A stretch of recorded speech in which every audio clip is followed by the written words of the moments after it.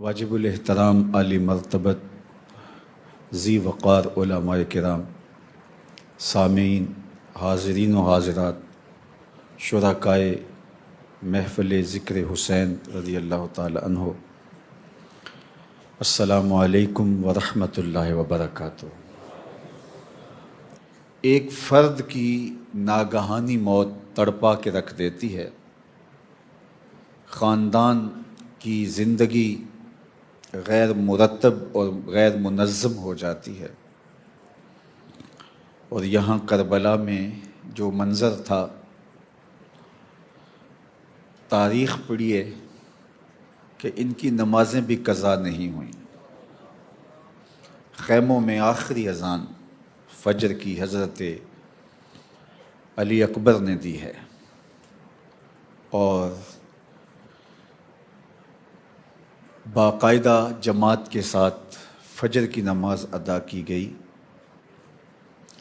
اور پھر حضرت امام حسین رضی اللہ تعالی عنہ کا جب سر انور کٹا تو تاریخ بتاتی ہے کہ سر سجدے میں جھکا ہوا تھا۔ اگر میں کربلا کو دو لفظوں میں بیان کرنا چاہوں تو کربلا میں ایک قیام ہے اور ایک سجدہ ہے۔ ظلم کے خلاف، جور و جبر کے خلاف، ناانصافی کے خلاف، لا دینیت کے خلاف حضرت امام حسین نے قیام کیا، اور اللہ کے حضور ان حالات کے اندر بھی جب تیروں پہ تیر برس رہے تھے اور بدن چھلنی ہو گیا تھا، اللہ کا سجدہ قضا نہیں ہونے دیا۔ تو زندگی قیام اور سجدے کے ساتھ عبادت ہے حضرت امام حسین رضی اللہ تعالی عنہ کی۔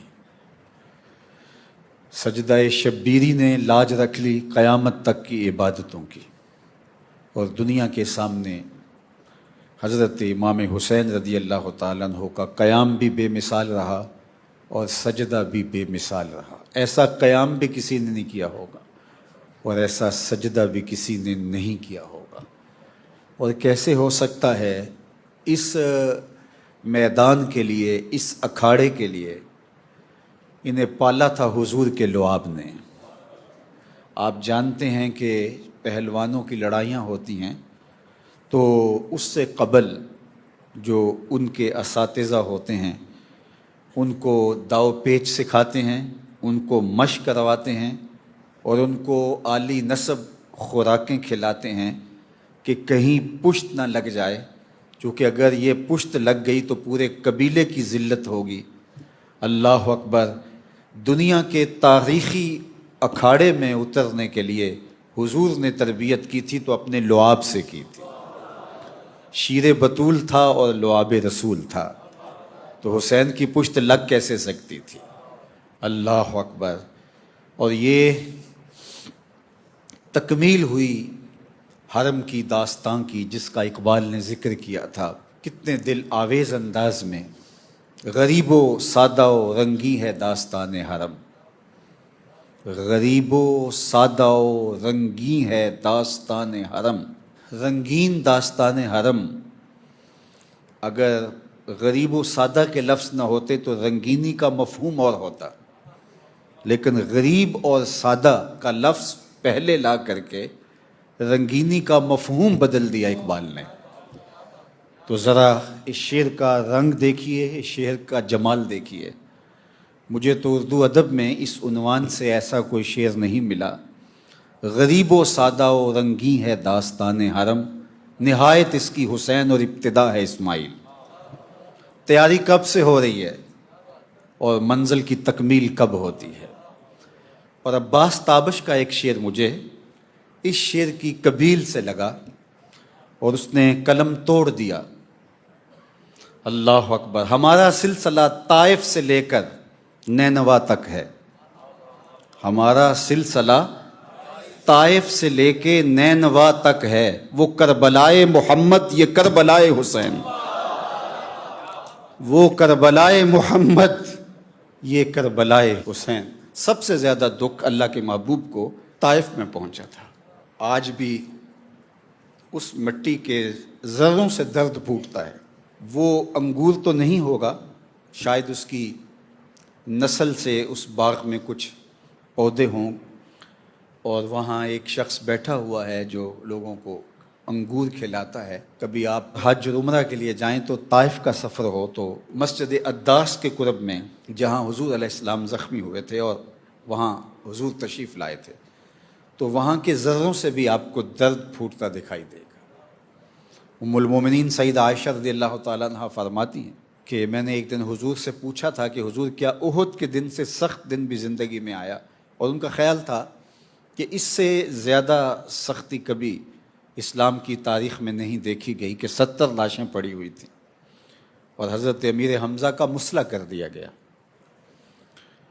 اعضائے بدنیاں کاٹ دیے گئے, کلیجہ چبایا گیا, آنکھوں میں نیزے کی نوکیں چبھوئی گئیں, کٹا ہوا بدن, چھدا ہوا بدن, لہو لہو بدن. آقا کریم علیہ السلام نے جب دیکھا تو پھر جو حضور کی حالت تھی وہ لفظوں میں بیان نہیں ہو سکتی.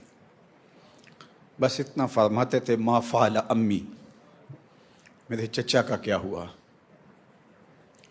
تو ام المومنین فرماتی ہیں کہ میں نے سمجھا کہ شاید اس سے دن سخت زندگی میں کبھی نہیں آیا ہوگا. تو میں نے عرض کی کہ حضور کیا احد کے دن سے سخت بھی زندگی میں کوئی دن آیا؟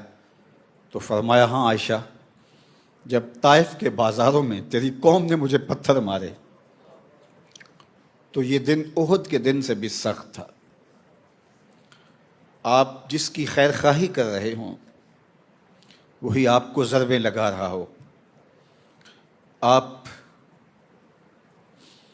جس کی سیرابی کے لیے پانی ڈھونڈ کے لائے ہوں وہ آپ کو پیاسا رکھ رہا ہو, تو آپ کی طبیعت کی دکھن کا عالم کیا ہوگا.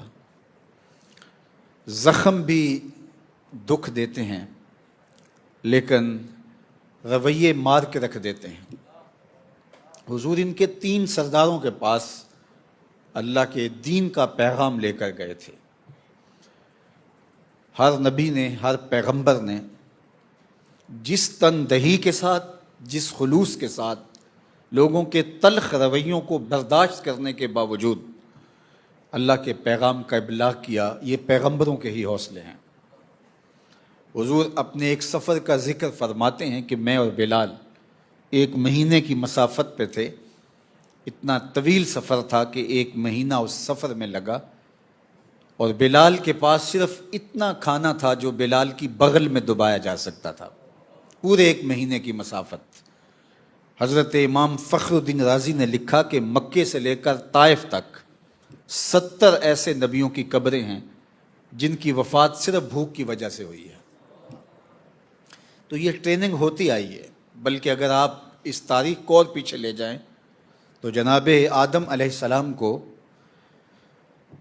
خلیفہ دنیا کے لیے بنایا گیا تھا, زمین کے لیے, لیکن جنت میں ان کو پہلے رکھا گیا اور پھر جنت سے وہ زمین پر لائے گئے, اور پھر وہ 309 سال تک مسلسل روتے رہے.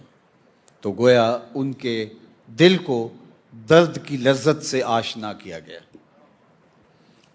حضرت اسماعیل علیہ السلام رضائے الہی کے لیے اپنی گردن چھری تلے رکھ دیتے ہیں اور کوئی عذر پیش نہیں کرتے. انسان کی طبیعت پر جو چیزیں شاک ہوں ان کو قبول بھی کرے تو 100 بہانے پہلے کرتا ہے. وہ کہتا ہے مجھے مطمئن ہونا چاہیے, مجھے لاجک دو, اس کے بعد میں اس کو تسلیم کروں گا. سارا رولا ہی یہی ہے کہ نفس کھڑا ہوتا ہے تو دلیلیں مانگنے لگ جاتا ہے. اصل نفس پر جو چیز شاک ہوتی ہے نفس اسے قبول کرنے کے لیے تیار نہیں ہوتا.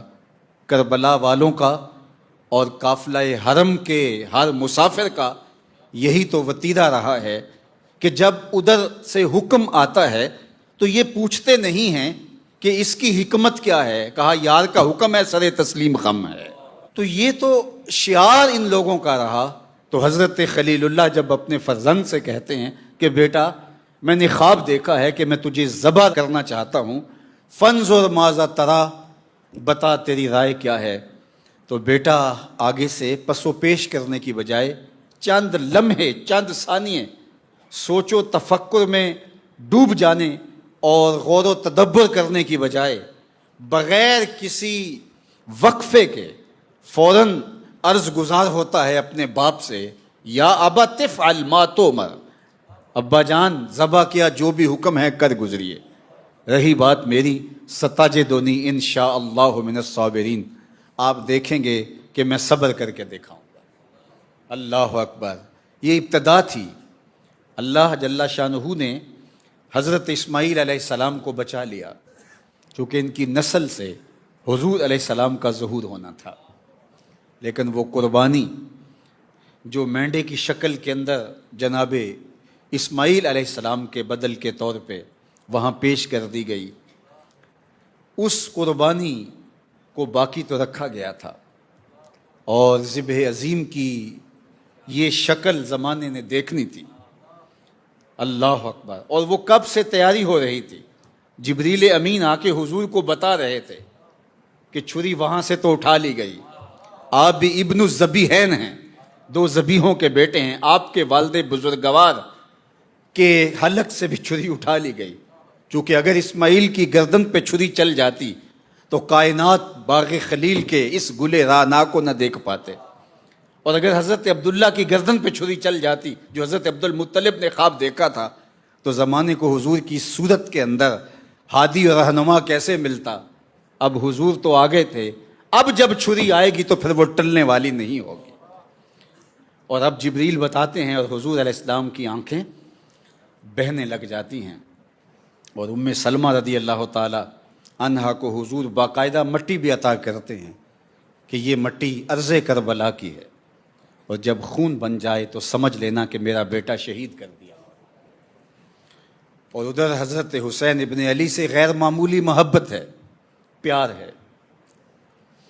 حجرہ فاطمہ کے قریب سے گزرتے ہیں تو جس طرح بچے بچپن میں رو دیتے ہیں، تو حضرت امام حسن رضی اللہ تعالیٰ عنہ اور امام حسین رضی اللہ تعالیٰ عنہ بھی بچپن میں کبھی روتے تھے تو حضور علیہ السلام دل گرفتہ ہو جاتے اور آپ پیغام بھیجتے، فاطمہ حسین کو رونے نہ دو، لِأَنَّ بُكَاءَهُ يُؤْذِينِي، اس کا رونا مجھے تکلیف دیتا ہے۔ اللہ اکبر، شہادت کا دولہا بنایا جا رہا ہے اور لعاب سے حضور علیہ السلام حضرت امام حسین کی پرورش کر رہے ہیں۔ پیاس تو شدت کی تھی، کربلا کے اندر زبانیں کانٹا بن چکی تھی، حلق خشک ہو گئے تھے، اور گرمی تھی کہ الامان والحفیظ، لیکن اس کے باوجود کربلائے حسین میں زمانے نے حضرت امام حسین کی استقامت کو دیکھا اور آخری وقت تک اپنے موقف پہ کھڑے رہے۔ یہ قیام تھا، اور جب قیام مکمل ہو گیا، یزید بیعت لینے میں ناکام ہو گیا۔ یہی مطالبہ تھا یزید کا۔ بیعت کیا ہے؟ بیعت بے سے ہے، اس کا معنی بک جانا ہے۔ آپ لغت کی جتنی کتابیں دیکھ لیں تو آپ کو یہی مفہوم ملے گا۔ بیعت کا معنی بک جانا۔ یزید امام حسین کو کہتا تھا کہ میرے ہاتھ پہ بک جاؤ۔ اب ذرا کربلا کا فیصلہ یہی ہوتا ہے، یزید کیا کوئی سازش پیک یزید بھی ہو اور حسین کا کوئی غلام ہو، وہ یزید کے ہاتھ پہ، وقت کے یزید کے ہاتھ پہ نہیں بکتا۔ تو حسین ابن علی، اللہ اکبر، جو حضور کی آغوش میں کھیلتا رہا، یزید کیا کہتا تھا؟ میرے ہاتھ بک جاؤ۔ اللہ اکبر، امام حسین نے کہا میں بازار محمد میں بکا ہوا ہوں، کیسے بکوں گا؟ آپ علماء بھی تشریف فرما ہیں، ان سے پوچھئے کہ بے پر بے نہیں ہوتی۔ جو چیز پہلے بک چکی ہو تو اس پہ بے نہیں ہوتی، بلکہ عدالتوں میں کیس ہو جاتا ہے کہ یہ چیز پہلے ہی بک چکی تھی، یار نکاح پہ نکاح نہیں ہوتا، بے پہ بے نہیں ہوتی۔ تو حضرت امام حسین رضی اللہ تعالیٰ عنہ نے حضور سے بیعت کی تھی، تو بیعت کے مختلف طریقے ہیں. پانی میں ہاتھ رکھ کے حضور نے خواتین سے بیعت کی ہے. یعنی ادھر ایک پانی کا ایک برتن تھا, انگلی ڈالی اور دوسری طرف خاتون نے انگلی ڈالی, تو بیعت کا یہ بھی طریقہ ہے. تو لازمی نہیں ہے کہ ہاتھ میں ہاتھ ہی رکھا جائے. بیعت کے مختلف طریقے ہیں. پانی میں انگلی ڈال کر بھی بیعت ہو سکتی ہے, کسی کے پاؤں پہ ہاتھ رکھ کے بھی بیعت ہو سکتی ہے. حضرت امام حسین نے حضور کی بیعت کس طرح کی ہے؟ حضور کے منہ میں زبان ڈال کے بیعت. اب جس نے حضور کی یوں بیعت کی ہے, یزید کہتا ہے میرے ہاتھ پہ بک جاؤ. کہا تیرے ہاتھ پہ بکوں جو محمد عربی کی زبان پہ بیعت کر چکا ہے؟ کیسے ہو سکتا ہے؟ تو یہ تھا یزید کا مطالبہ. لوگ کہتے ہیں امام حسین کیوں گئے تھے, انہیں مطالبہ مان لینا چاہیے تھا. میں کہتا ہوں پاگلو, اسے پوچھو حسین سے بیعت کا مطالبہ کرتا ہے؟ تو ہوتا کون ہے؟ تیری اوقات کیا ہے کہ فاطمہ کے فرزند سے کہتا ہے کہ میرے ہاتھ پہ بکے؟ جنت جن کی ملکیت ہے, جو جنت کا وارث ہے, اس کو کہتا ہے چند ٹگے لے لے اور میرے ہاتھ پہ بک جائے. کمال ہے یار. ہر دو عالم قیمت خود گفتائی, نرخ بالا کن کی ارزانی ہنوز. اللہ اکبر. مالک جنت, مالک کوثر, مالک کائنات, مالک کونین, ارض و سما کے مالک کو کہتا ہے یہ ٹگے لے لے اور میرے ہاتھ پہ بک جا. کہا پوری کائنات تو ہمارے ہاتھ پہ بکی ہوئی ہے, اور بے پر بے نہیں ہوتی. تو یہ بات ذہن میں رکھیے. یزید کا انکار کرتے ہوئے امام حسین رضی اللہ تعالیٰ عنہ نے جو لفظ کہے تھے وہ یہی تھے, مثلی لا یبایع مثلہ. میرے جیسا تیرے جیسے کی بیعت نہیں کر سکتا. حسین یزید کی بیعت کرے یہ تو بڑی دور کی بات ہے, میرے جیسا بھی, تیرے جیسا کوئی اور بھی ہو. اللہ اکبر. میرے جیسے سے مراد یہاں جو ہے وہ تشبیہ من کل الوجوہ نہیں ہے, یعنی میرا غلام بھی ہو اور وقت کا کوئی ساشے پیک یزید بھی آ جائے تو وہ بھی اس کی بیعت نہیں کرے گا, میں تیری بیعت کروں. مثلی لا یبایع مثلہ, میرے جیسا تیرے جیسے کی بیعت کر ہی نہیں سکتا. اللہ اکبر. یہ ابھی شعر پڑھا جا رہا تھا تو اچانک میرے ذہن میں ایک بات آئی کہ جو حضرت سیدنا معین الدین چشتی اجمیری علیہ رحمہ نے کہا کہ شاہ است حسین بادشاہ است حسین, دین است حسین دین پناہ است حسین, سرداد نہ داد دست در دست یزید, حقہ کے بنائے لا الہ است حسین. تو یہ ربائی ہے, 4 مصرے ہیں. 4 مصروں کے اندر 5 مرتبہ حضرت امام حسین کا ذکر آیا ہے. نام 5 مرتبہ ہے. شاہ است حسین, بادشاہ است حسین, دین است حسین, دین پناہ است حسین, سرداد نہ داد دست در دست یزید, حقہ کے بنائے لا الہ است حسین. پہلے مصرے میں بھی 2 مرتبہ حسین ابن علی کا نام, دوسرے مصرے میں بھی 2 مرتبہ حسین ابن علی کا نام, آخری مصرے میں 1 مرتبہ حسین ابن علی کا نام, درمیان والے مصرے میں حضرت حسین کا نام نہیں ہے کیونکہ اس مصرے میں یزید کا نام آ گیا تھا. کہا جہاں یزید کا نام آئے وہاں حسین کا نام بھی نہیں آئے گا. تم بیعت کی بات کرتے ہو. سرداد نہ داد دست در دست یزید. فارس کی اس ربائی کا حسن دیکھیے, اس کا جمال دیکھیے. اللہ اکبر. سرداد نہ داد دست در دست یزید. اللہ سر دے دیا, یزید کے ہاتھ میں ہاتھ نہیں دیا. یہ ہے حضرت امام حسین رضی اللہ. تو بیعت بکنے کو کہتے ہیں, اور جو اہل ایمان ہیں وہ بک گئے ہیں. کہاں بکے ہیں؟ اللہ نے ان کو خرید لیا ہے اور اس کا بدلہ کیا دیا ہے؟ جنت دی ہے. تو مسلمان کسی کے آگے بکتا نہیں ہے, فروخت نہیں ہوتا. جو خلیفے کی بیعت کرتا ہے تو لفظ سن لو, خلیفے کی بیعت کرتا ہے. خلیفہ اصل نہیں ہوتا, نائب ہوتا ہے. تو خلیفۃ اللہ فی الارض ہوتا ہے. خلافت پر جب وہ بیعت کرتا ہے تو وہ بیعت کسی اور کی کر رہا ہوتا ہے. ماں سے واللہ را مسلمان بندہ نیست, پیش فرعون سرش افگندہ نیست. مسلمان کا سر اللہ کے علاوہ کسی کے آگے جھکتا ہی نہیں. اور یہ تھا حضرت امام حسین رضی اللہ تعالیٰ عنہ کا پیغام. ویسے تو آپ کا ایک طویل خطبہ ہے جو آپ نے انکار بیعت پر ارشاد فرمایا. محمد بن حنفیہ کو آپ نے جو خط لکھا وہ تاریخ کے ریکارڈ پہ موجود ہے. مختلف منازل پر اور مواقع پر آپ نے جو خطبات ارشاد فرمائے، کربلا کے اندر جو آپ نے خطبات ارشاد فرمائے، دنیا حسین ابن علی کو سمجھنا نہیں چاہتی اور اس میں خام خواہ کی کنفیوژن رکھنا چاہتی ہے تاکہ ان کا چولہا بھی جلتا رہے، ورنہ اگر حضرت امام حسین کے خطبوں کو پڑھ لیا جائے تو اس نقطے کو سمجھنے میں دیر نہیں لگتی کہ حق اور باطل کا یہ مقابلہ اور اس کے خد و خال کیا تھے۔ سنیے، میں صرف ایک خطبے کے چند اجزاء آپ کے سامنے رکھنا چاہوں گا۔ حضرت امام حسین رضی اللہ تعالی عنہ نے فرمایا کہ اے لوگو، میں کیوں یزید کی بیعت سے انکار کرنا چاہتا ہوں؟ جو مدینہ کے دارالامارت میں کہا، مکۃ المکرمہ میں مختلف جگہوں پر ارشاد فرمایا، راستوں میں فرمایا، اس کا خلاصہ آپ نے 4 چیزیں بیان فرمائی۔ رجل فاسق، یہ فاسق آدمی ہے اور حسین ابن علی سے بیعت کا مطالبہ کرتا ہے، کھوٹے سکے دے کے سونا خریدنا چاہتا ہے، اس سے جو جنت کا مالک ہے۔ اللہ اکبر۔ اور پھر دوسری بات فرمائی، شارب الخمر، شرابی ہے، میں اس کے ہاتھ پہ کیسے بیعت کر سکتا ہوں؟ تیسری بات، قاتل النفس، انسانی وجود کا قاتل ہے، انسانیت کا قاتل ہے۔ اور چوتھی چیز ارشاد فرمائی، مولن بالفسق، اعلانیہ فسق کرنے والا ہے، یعنی فسق کا تذکرہ 2 مرتبہ فرمایا۔ ایک تو فاسق ہے، اس کے وہ فسق ہے جو اس تک محدود ہیں، لوگ نہیں جانتے، لیکن اس کے فسق و فجور کی کہانی زباں زد عام ہے، دنیا بھی جانتی ہے کہ وہ فاسق ہے۔ اور قرآن مجید میں 50 سے زائد مرتبہ فاسقوں کی مذمت آئی ہے مختلف صیغوں کے ساتھ، اور خلاصہ یہ ہے کہ اللہ فاسقوں کو ہدایت نہیں دیتا۔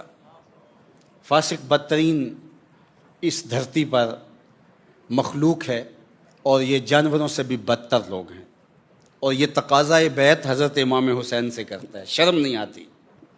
اللہ اکبر۔ تو حضرت امام حسین رضی اللہ تعالیٰ عنہ نے جو طویل خطبہ دیا وہ یہ تھا، من رآ منکم سلطانا جائرا مستحلا لحرم اللہ، کہ جو فرمایا گیا ہے کہ جو ایسے بادشاہ کو دیکھے جو ظالم ہو اور اللہ کی حرام کردہ چیزوں کو حلال قرار دے، ناقصاً لعہد اللہ، اور اللہ کے عہد توڑے، مخالفاً لسنت رسول اللہ صلی اللہ علیہ وآلہ وسلم، اور حضور کی سنت کو بدلے اور اس کی مخالفت کرے، یعمل فی عباد اللہ بالاسم والعدوان، اور لوگوں کے اندر بدی اور بدکاری کے ساتھ حکومت چلائے، فلم یغیر علیہ بفعل ولا قول، اور جو شخص کسی قول کے ساتھ یا فعل کے ساتھ، عمل کے ساتھ اس کی مخالفت نہیں کرتا، کان حقا علی اللہ ان یدخلہ مدخلہ، کہ اللہ تعالیٰ جل شانہ پھر اس کو اس کے اس ٹھکانے تک پہنچائے گا جو اس کے ساتھ اس کے ظلم اور اس کے جبر کے خلاف کھڑا نہیں ہوتا، یا کم از کم زبان سے نہیں بولتا۔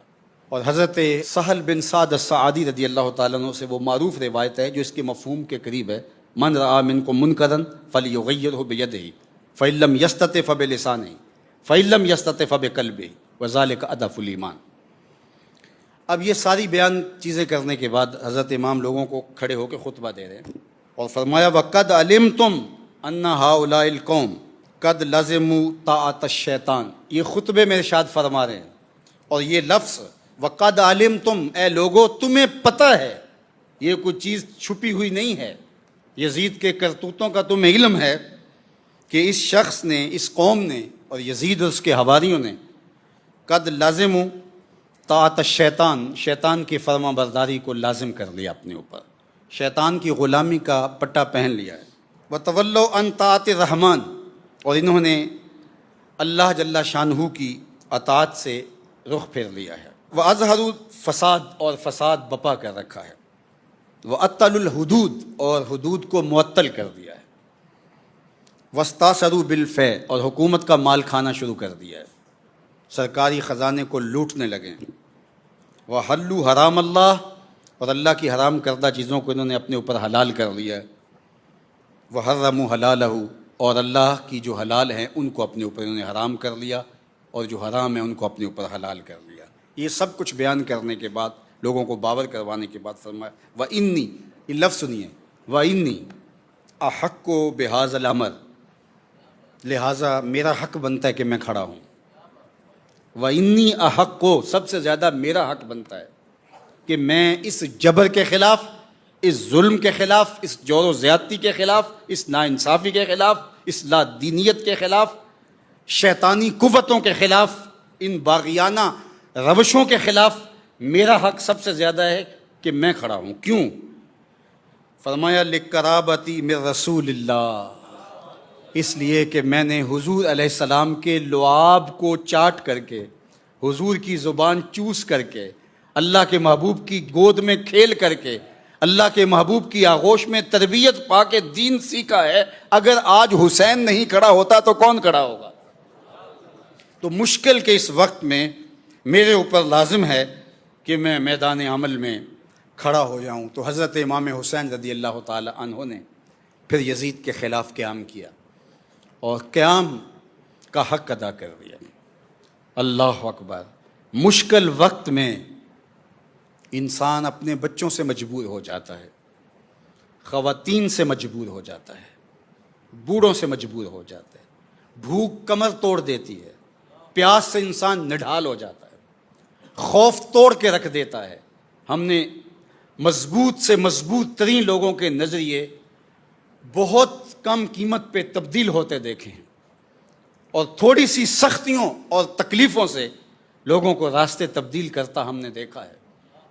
ایسی بہت ساری کہانیاں آپ کے ذہن میں، آپ کی سوچوں میں، آپ کے خیالوں میں بھی گردش کرنے لگ گئی ہوں گی، لیکن 6 ماہ کے علی اصغر سے لے کر کے حضرت امام حسین تک، خواتین سے لے کے مخدرات اسلام سے لے کر کے زخمیوں اور بیماروں تک، حضرت امام حسین رضی اللہ تعالیٰ عنہ کا ہر ساتھی اس قیام میں آپ کے سامنے اس طرح کھڑا ہے کہ جب 9 کی شب کو چراغ بجھا دیتے ہیں کہ لوگوں اگر تم جانا بھی چاہو تو ایک دوسرے سے جھجک کر کے، تم شاید نہ جا رہے ہو تو اندھیرے میں چلے جاؤ، میں تم سے مواخذہ بھی نہیں کروں گا، تم سے ناراض بھی نہیں ہوں، لیکن حالات کا رخ ایسا ہے کہ یہ میری جان کے در پہ ہیں، اور میری جان کے بعد یہ کسی سے ان کو سروکار بھی نہیں ہوگا، لہٰذا تم جاؤ اور اپنے خاندانوں اور قبیلوں سے جا کے مل جاؤ، میں تمہارے لیے خیر خواہ ہوں گا، اور تمہارے لیے نہ کوئی ناراضگی کے آثار میرے دل میں ہوں گے،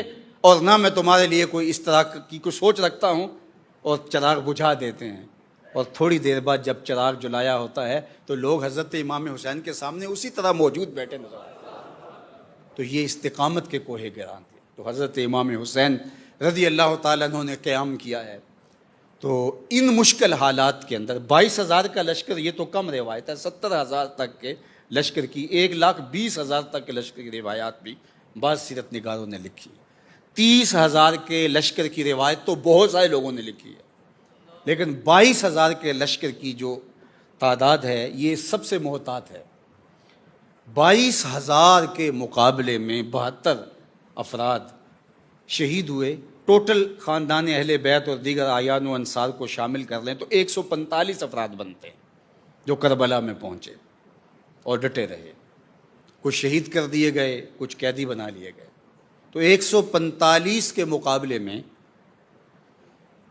22,000 کا لشکر جرار، اور وہ تیغ و تفنگ سے، آلات حرب و ضرب سے لیس ہے، اور ادھر کئی دن سے نہ پانی میسر ہے اور کئی دن سے نہ کھانے کو کچھ میسر ہے، اور مشکلات، مصائب، آلام، تکلیفیں، لیکن قیام ایسا کیا کہ زمانے نے دیکھا، اور حضرت امام سرخرو ہوئے، کامیاب ہوئے۔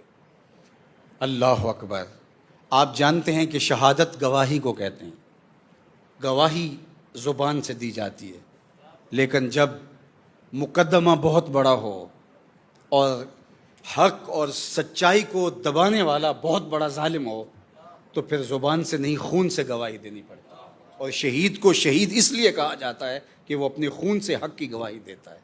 حضرت امام حسین رضی اللہ تعالیٰ عنہ نے کہا کہ اب گواہی زبان سے نہیں، زبان سے تو دے چکے تھے، یزید کو للکار چکے تھے، اس کی بیعت کا ڈنکے کی چوٹ پہ انکار کر چکے تھے، حضرت امام حسین رضی اللہ تعالیٰ عنہ کا اتنا قیام ہی کافی تھا کہ جو کہہ دیا مثلی لا یبایع مثلہ، میں نہیں بیعت کروں گا. اور دارالامارت کے اندر مدینے میں بھی یہی کہا، مکے میں بھی یہی کہا. اس کے بعد حضرت امام حسین کربلا نہ جاتے، کسی اور سمت بھی چلے جاتے اور زمانہ آپ کو ڈھونڈ بھی نہ پاتا، حضرت امام حسین پھر بھی کامیاب تھے. کیونکہ وقت کے یزید کے سامنے انکار کیا تھا، یہ حضرت امام حسین کا کردار تھا، اس کے ہاتھ پہ بیعت نہیں کی. لیکن اسلام کو صرف اتنی گواہی کی ضرورت نہیں تھی، اسلام کو شہادت خونی کی ضرورت تھی. اور حضرت امام حسین کا قیام منتج ہوا اس شہادت پر. اور پھر وہ شہادت صرف امام حسین کی نہیں، 6 ماہ کے علی اصغر کی بھی ہوئی، علی اکبر کی جوانی بھی لوٹی ہے. اور خاندان کے اعیان و انصار نے بڑھ بڑھ کے جانے والی ہیں اور دنیا کے سامنے بتایا کہ یزید اپنی تمام تر کوششوں کے باوجود حضرت امام حسین سے بیعت نہیں لے سکا. اللہ اکبر. یزید نے ابن زیاد کو متعین کیا، نعمان بن بشیر، ان کو وہاں سے معزول کر دیا اور کہا کہ یہ کام تم کر سکو گے. اور یہ بہت ظالم اور جابر اور سخت تھا. پھر اتنا بڑا لالچ دیا گیا. عمر بن سعد کو تہران کی حکومت اور تخت و تاج کا لالچ دے کر کے اس کو پیغمبر رسول کے سامنے کھڑا کیا گیا. ان کو قیمت بڑی دی گئی، ان کو پیسے بہت دیے گئے، لیکن یہ چند روزہ اس زندگی کی عیش و عشرت کے بدلے میں ابدی لعنتیں خرید چکے اور رسوائی اپنا مقدر بنا لیا.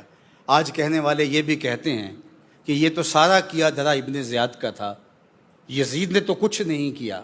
میں کہتا ہوں کبھی کسی دور کا یزید خود بھی میدان میں آیا ہے؟ یزید تو پیچھے کھڑے ہوتے، اپنے ابن زیاد آگے بھیجتے ہیں. جب اس نے مدینہ المنورہ پر حملہ کرنے کے لیے ابن زیاد کو دوبارہ کہا کہ تو نے یہاں کربلا کے اندر جو ڈیوٹی لگائی تھی اس کو نبھا دیا، اب یہاں بھی تیرا ہی حق بنتا ہے کہ تو کرے، چونکہ تو بہت دلیر ثابت ہوا. تو ابن زیاد نے کہا کہ میں ایک گناہ اپنے ذمے تیرے کہنے پہ لے چکا ہوں، دوسرا کبھی نہیں لوں گا. یہ خود اس کی گواہی ہے کہ میں یزید کے کہنے پہ یہ سب کچھ کیا ہے. اب یزید کا تعصف اور یزید کی پریشانی وہ اس کی اپنی حکومت کے ڈولنے کی تھی کہ یہ کیا کر بیٹھا. اور یزید کا پھر تخت و تاج بچ نہیں سکا. صرف 3 سال اور 4 ماہ اور چند دن اس کا تخت رہا. اور پھر کہ اس کے بعد وہ جو ہے وہ درد کلنج سے یا ایک بری موت سے مرا.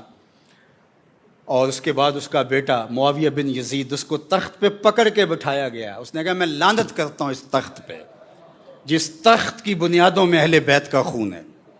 اور اس نے کہا نہیں بیٹھوں گا. اور پھر آپ کو پتہ ہے پھر اس کا دوسرا بیٹا بیٹھا. اور اس کے بعد یہ پھر جو ہے وہ مروان کی طرف یہ سارا سلسلہ بنو امیہ کی شاخ کی طرف منتقل ہو گیا. یزید نے رسوائیاں خرید لیں اور ذلت و رسوائی اپنے نام کر لی. اور امام حسین رضی اللہ تعالیٰ عنہ نے، میں ایک بات آج سے کئی سال قبل کہی تھی کہ جب ہم بچپن میں واقعہ کربلا پڑھتے تھے اور امام حسین کی شہادت اور پھر وہاں سے ایسے مڑ جانا، پھر حر بن یزید ریاحی کا گھیر کر کے لے آنا، بعد میں اس کا بھی امام حسین کے ساتھ آ جانا، تو وہ ایک دل میں عجیب تھی کہ حر بن یزید ریاحی اللہ اسے پہلے ہی سمجھ دے دیتا تو وہاں سے امام حسین کہیں اور چلے جاتے. اس طرح بہت ساری چیزیں ذہن میں آتی تھیں. لیکن میں نے کہا کہ اگر امام حسین واقع کربلا میں شہید نہ ہوتے تو کیا آج ہمارے اندر موجود ہوتے؟ ظاہر ہے موت تو برحق ہے، موت نے تو آنا ہی ہے، لیکن حضرت امام حسین رضی اللہ تعالیٰ عنہ واقعہ کربلا میں شہید ہو کر کے آج بھی ہمارے اندر موجود ہیں، ہماری روحوں میں بستے ہیں، ہمارے دلوں میں دھڑکن کی طرح رہتے ہیں. ان کا ذکر ہماری روحوں کو تازگی دیتا ہے اور ہمارے بدن کی حرارت کا سبب اور ذریعہ ہے اور ہمارے نظریوں کو قوت دیتا ہے. اور ظلم کے خلاف اور جبر اور جور کے خلاف جو طاقت، توانائی، ہمت، جسارت اور طاقت پیدا ہوتی ہے وہ حضرت امام حسین رضی اللہ تعالیٰ عنہ کا عمل ہے. تو قوموں کی رہنمائی کے فریضے سر انجام دینے والے قربانیاں دیا کرتے ہیں. تو حضرت امام حسین رضی اللہ تعالیٰ عنہ کی قربانی صرف اس دور کے یزید کے مکروہ چہرے کو برہنہ اور بے نقاب کرنے کا ذریعہ ثابت نہیں ہوئی، بلکہ قیامت تک کے یزیدوں کے چہرے کو بے نقاب کر دیا اور سرخرو کامیاب اور بامراد ہوئے. آج بھی حضرت امام حسین رضی اللہ تعالیٰ عنہ کا قیام ہمیں کمزوروں کو بھی ہمت اور توانائی بخشتا ہے۔ تو کربلا کی تاریخ مکمل نہیں ہوتی جب تک کوفے والوں کا ذکر نہ ہو۔ پھر ضرب المثل بن گئی الکوفی لا یوفی۔ یزید صرف دمشق میں ہی نہیں بیٹھتا، وہ دنیا کے ہر خطے اور ہر کونے میں موجود ہوتا ہے، اس لیے کوفہ بھی صرف عراق میں ہی نہیں ہے، دنیا کے ہر گوشے میں کوفہ پایا جاتا ہے۔ جہاں بھی ظالم کو سپورٹ کرنے والے اور خاموشی اختیار کرنے والے اور ظلم کے خلاف آواز اٹھانے والے نہ ہوں اور اپنے مفاد کے لیے چند ٹگوں سے سودا کرنے والے موجود ہوں تو وہ کوفہ ہی ہوا کرتا ہے۔ تو زمانے نے آج بھی کوفہ اور آج بھی فرات اور آج بھی دمشق کے منظر اپنی آنکھوں سے دیکھے ہیں، لیکن میں دیکھتا ہوں کہ آج وہ ملبے کے اوپر بیٹھے ہوئے بچے میرے مصطفیٰ پہ درود پڑھ رہے ہیں۔ اللہ اکبر۔ وہ خواتین جن کی گودوں سے بچے چھین لیے گئے اور وہ بمبوں کی نظر ہو گئے، وہ ان ملبوں کے اوپر بیٹھ کر کے درود میرے مصطفیٰ پہ پڑھ رہے ہیں۔ تو یہ کربلائے اثر کی زینب کا یہ جذبہ ہے، کربلائے اثر کے علی اصغر کا یہ جذبہ ہے، تو پھر زینب مدینے کی طرف منہ کر کے کیوں نہیں کہے گی اے محمد تمہارے اوپر فرشتوں کا درود نازل ہو۔ اللہ اکبر۔ پھر وہ 6 ماہ کے بچے استقامت کے کوہ گراں کیوں نہیں بنیں گے؟ تو آج ان سے حرارت لے کر کے یہ طاقت اور توانائی اس دور کے بچوں کے اندر پیدا ہو گئی۔ اور اگر دنیا کے سامنے حسین ابن علی کی مثال نہ ہوتی تو ظلم اور جور اور جبر اور زیادتی کے مقابلے میں کھڑا ہونے کی کہیں کوئی ہمت نہ کرتا۔ تو حضرت امام حسین رضی اللہ تعالیٰ عنہ کا قیام قیامت تک کے لیے لوگوں کو کھڑا کرنے کا ایک سبب اور ذریعہ بنا، اور آپ کا سجدہ اللہ کے حضور بندگی کا سلیقہ سکھا گیا کہ دیکھیے کہ برستے تیروں کے اندر بھی سجدہ قضا نہیں ہوتا ہے۔ اور آج حسین ابن علی کے ماننے والے اپنے اللہ کے حضور سر بسجود ہو کر اپنی نیازمندیوں کا اظہار کریں۔ مسلمان اللہ کا نیاز مند ہے، اس کا غلام ہے اور اس کا نوکر ہے، اور کسی ظالم، کسی جابر اور کسی یزید اور کسی فاسق اور ابن زیاد اور کسی شمر اور کسی خولی کے آگے سر نگوں ہونے والا نہیں ہے۔ تو حضرت امام حسین رضی اللہ تعالیٰ عنہ کا یہ سفر اور یہ قیام اور یہ سجدہ ہمارے لیے خضر بن کے کائنات کے اوپر ایسا چھایا کہ صدیاں گزرنے کے باوجود بھی ان کی یادوں کے چراغ کبھی بجھنے نہیں پائیں گے۔ حضرت امام حسین رضی اللہ تعالیٰ عنہ کے لیے ہماری عقیدتیں، ہماری محبتیں، ہمارا سب کچھ قربان۔ اللہ اکبر۔ جو جواں بیٹے کی میت پر نہ رویا وہ حسین، جس نے سب کچھ کھو کے کچھ نہ کھویا وہ حسین، مرتبہ اسلام کا جس نے دوبالا کر دیا، خون نے جس کے دو عالم میں اجالا کر دیا، جو محافظ تھا خدا کے آخری پیغام کا، جس کی نبضوں میں مچلتا تھا لہو اسلام کا، وہ کہ سوزے غم کو سانچے میں خوشی کے ڈھال کے مسکرایا موت کی آنکھوں میں آنکھیں ڈال کے۔ یہ حسین ابن علی تھے کہ موت کو دیکھ کر بھی حسین ابن علی میدان عمل میں موجود ہے۔ تیغے برہنہ لیے قضا کہتی ہے حسین میں توڑ کے رکھ دوں گا۔ اللہ اکبر۔ میرے سامنے جو آتا ہے پھر وہ اپنا دفاع نہیں کر پاتا، لیکن حسین نے کہا میں امر ہو جاؤں گا، زمانہ حسین ابن علی کے جو ہے وہ اس قیام کو یاد رکھے گا اور اس سجدے کو یاد رکھے گا۔ آج ظالم کا ظلم اور جبر دنیا جو ہے وہ اس کو لعن و نفری کے انداز میں دیکھنے لگی، اور حضرت امام حسین کا قیام اور سجدہ آج دنیا کے لیے روشن مثال بن گیا۔ اللہ تعالی حضرت امام حسین رضی اللہ تعالیٰ عنہ کی برکتیں، آپ کے سینے کی حرارتیں، آپ کے قیام کے وہ جذبے اور آپ کے سجدے کا وہ جمال اور نور ہمیں نصیب فرمائے۔ وآخر دعوانا ان الحمد للہ رب العالمین۔